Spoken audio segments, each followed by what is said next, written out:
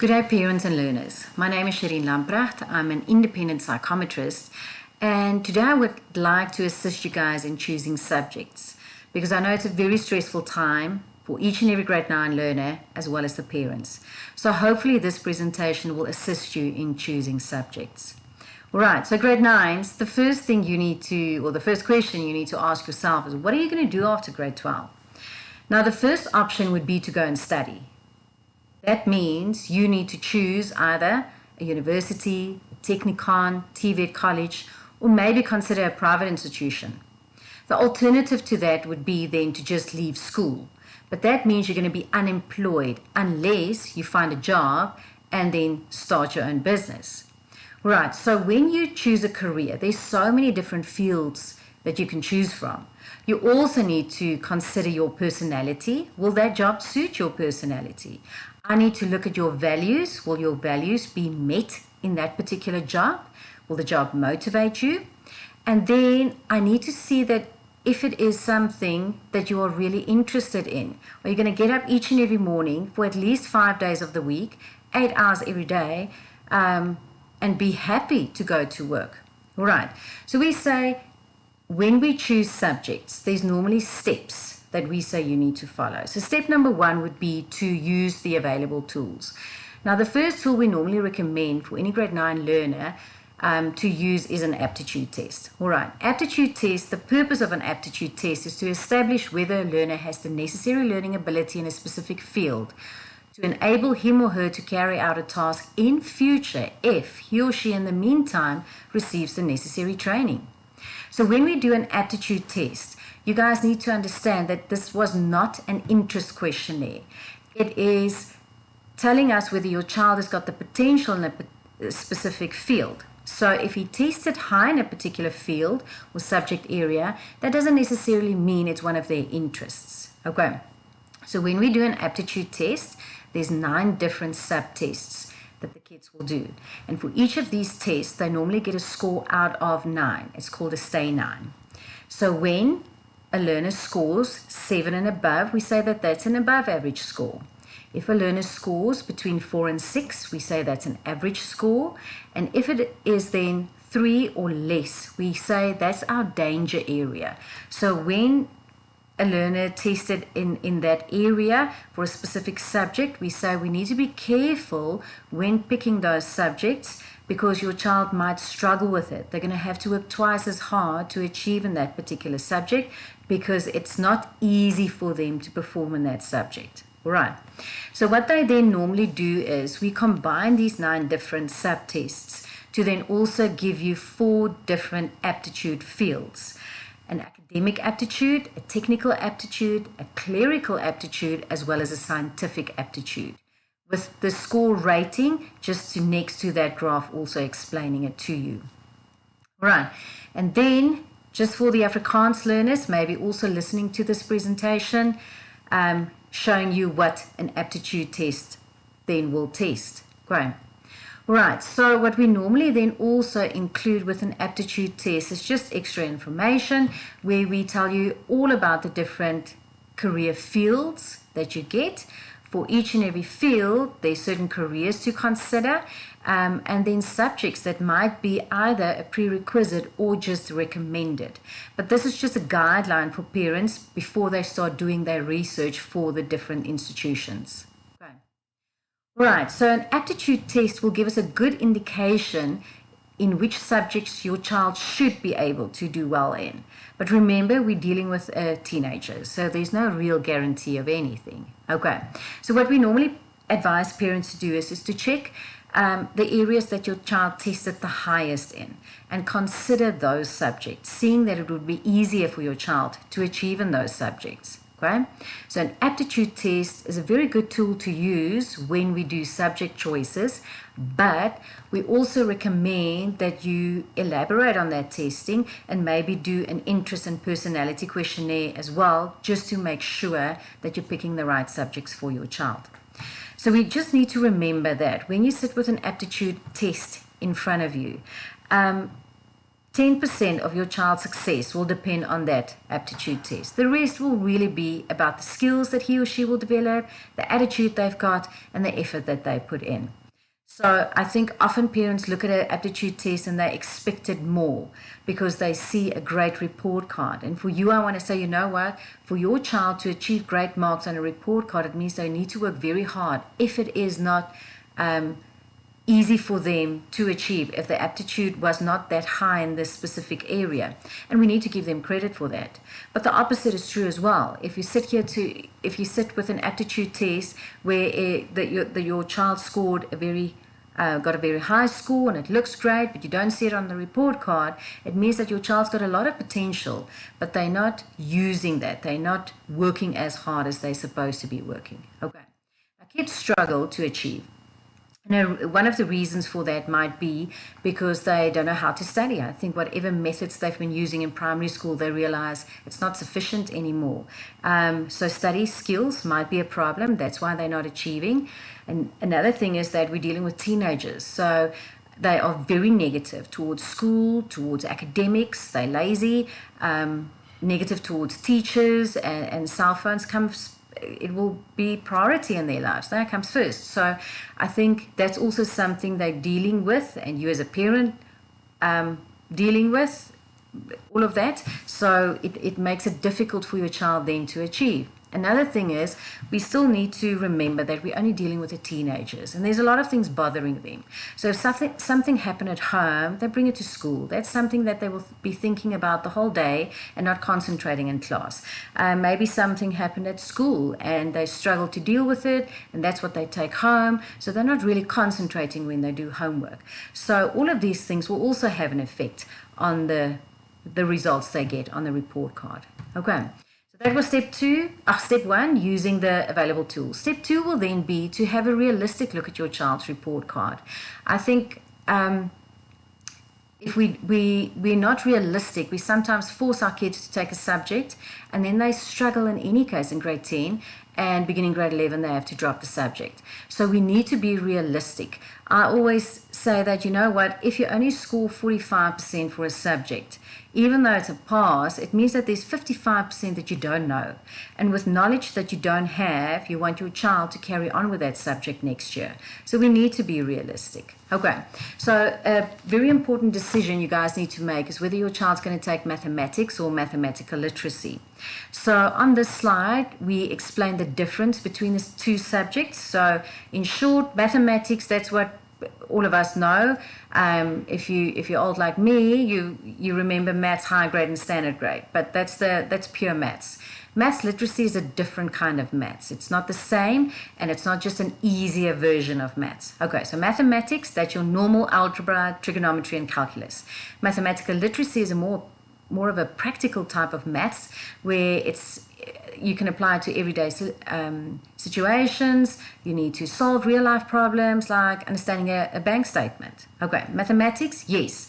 To enter the majority of the universities, you need maths for certain fields like medicine and engineering.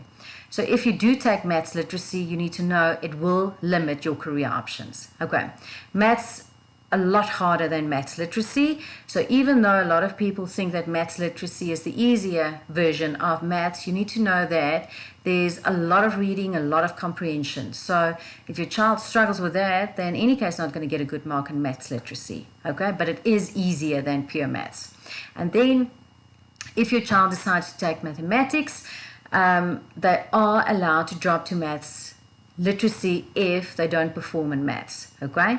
Maths literacy, if your child starts off with maths literacy and they do very well, get 90%, they can still not go back to pure maths. If you take maths literacy, that's where you're going to stay. All right. So a thing that you guys need to do as parents and grade 9s is you're going to have to go and do research. Wherever you want to go and study, go onto that institution's website and get the information. So I'm going to give you like a breakdown version of what I got from one or two of the universities, showing you for these particular fields you really do need mathematics. So and this is when you want to go to a university. So private institutions, obviously they've got their own requirements. Okay, but you do need maths if you want to study economic and management sciences. engineering, School of Built Environment, architecture, town and regional planning, information technology, you do need pure maths. You will see on each and every slide, I've also got English, 60%. So tertiary institutions requires that you get a good mark for English, seeing that the lectures will be in English as well as your textbooks. And for some of the fields where I've got mathematics, they've got science as well. That is a prerequisite with a percentage and bracket. Now, I said 60 to 70%. And the reason for that is it will differ for each and every institution. But if your child scores lower than 60% for either maths and science, they will struggle to get entry require or to get to be able to enter a university if that was a prerequisite. So your child cannot score lower than 60%. Okay. All right. Where I also do need maths is when I study humanities, speech and language pathology, audiology. If you want to become a vet, biological sciences, agricultural and food science, you also do need pure maths. Okay? Consumer science, physical science, mathematical science, and health sciences, I also do need pure maths. Okay, so what's left for those of us that's considering maths literacy? If you've got maths literacy as a subject, you can still go to university. The university will accept you with maths literacy, and you can become an educator. You can study law without pure maths, LLB or BA law. If you want to maybe go into the art faculty, a gallery manager, art and film critic, media analyst, you do not need pure maths. Information design, that's animation, graphic design, illustrators, web design, you also don't need maths. Music and drama, being an artist, a director, actor, stage and production manager, you don't need maths. Social worker, psychologist, a counselor, psychometrist, you don't need maths. Languages, going into advertising, copywriting, translation, publishing, you don't need maths. Industrial sociology and labor studies, international and political studies, sport and recreational studies, theology and sound engineering, I also do not need maths. So all of a sudden we now see that there's more career options available for my child. You just need to go and do your research and see which institution will be best for your child, and will they have the right marks to be able to or to be then accepted at that university. Okay. And then we get to step 3. Step 3 is where you need to go and do your research. Okay. So I think there's so many careers available that we don't even know about, that the kids haven't researched yet. And I think it's important for us to actually go and look at the skills that are in demand, and that we make sure that we equip our kids to be able to get a job one day. So we do need to go and do some research. And these sites are sites that I often use and recommend to the kids to say, go and do your research. They also need to take responsibility for the choices they make. So if you go on the Go Study site, there's an interest questionnaire that you can do. And then when they give you your graph with whatever you are interested most in and least in, you can click on that field of interest, sport, and then it will give you all the careers that you can follow in sport. If you click on that career, it will give you a job description, it will tell you where you can go and study and what subjects you need. So there are tools available. You just need to go and do your research and make sure when you choose your subjects that you make an informed decision. Right. Okay, so when you go onto the websites of or the sites for the different institutions, you will see a table that looks like this. Okay, this specifically is when you want to go and study medicine. So they will say English. We look at the NSC column, that stands for your National Senior Certificate, and then there's a number 5, that's the level. So the kids know how that works. It's normally the percentage that they've got, and they just convert it into a level.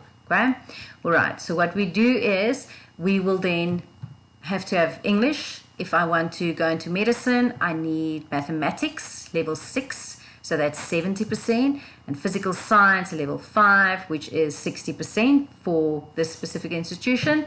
And then there's a number 35 towards the right of your screen, and that is saying that's your APS score. When we were younger, they called it a M score, but it's more or less the same thing. All right, so what do? You take your child's report card, and then you take their percentages and you convert it into a level, and we add up all the levels except for life orientation. So we take the 3 main subjects then that's left, Afrikaans, English and Maths, and you're going to take your child's 3 subjects that they choose then. And when we add that up, it's going to give you your APS score. So even though this report card, the child scored 65% for English, which is great, they scored 70% just for mathematics, and for physical science, I've got their 60%. That's great. So that means they meet the requirements, but then they're forgetting about the fact that they still need an APS score of 35. So with this APS score of 31, they will not accept the child to go and study medicine. And that's why I'm saying sometimes we pick the right subjects and all the difficult subjects for our kids because it's going to open up doors, but then our kids can't achieve in those subjects. So we need to be careful when we choose subjects. We need to make sure our child will be able to achieve in a subject and get a good APS score so that they can actually go and study. All right. So how do we choose subjects? Okay.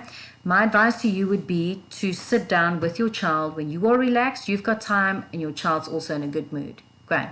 Then you take a blank piece of paper and you tell your child to give you all the careers that they've been thinking about from whenever. Great, so they can go wild. And then your child's going to tell you, okay, I want to become a doctor, I want to become a game ranger, I want to become an engineer, or I want to become a gamer. All right?